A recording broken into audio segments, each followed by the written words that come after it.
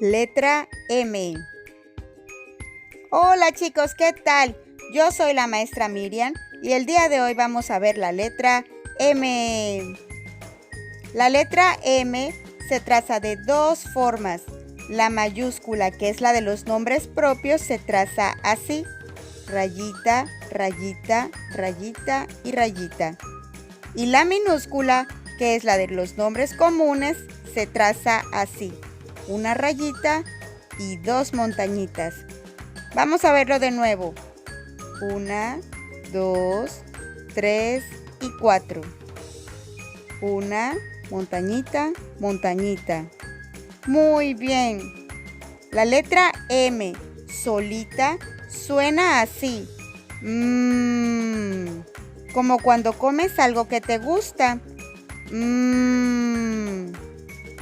La M con las vocales suena así: ma, me, mi, mo, mu.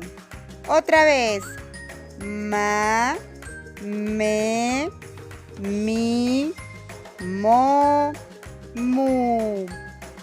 Muy bien.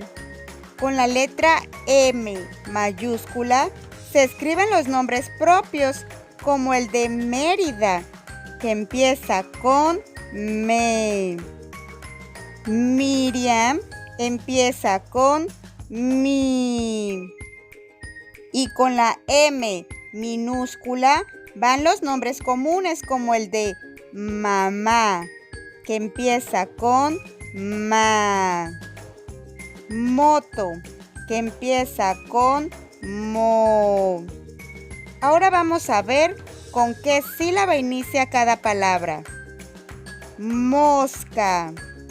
Mosca inicia con mo. Medusa. Medusa inicia con me. Mariposa. Mariposa inicia con ma. Minium. Minium inicia con mi. Muñeca. Muñeca inicia con mu. Mickey. Mickey inicia con mi. Muy bien. Chicos, espero que les haya gustado este video. Mientras, yo me despido mandándoles muchísimos besos.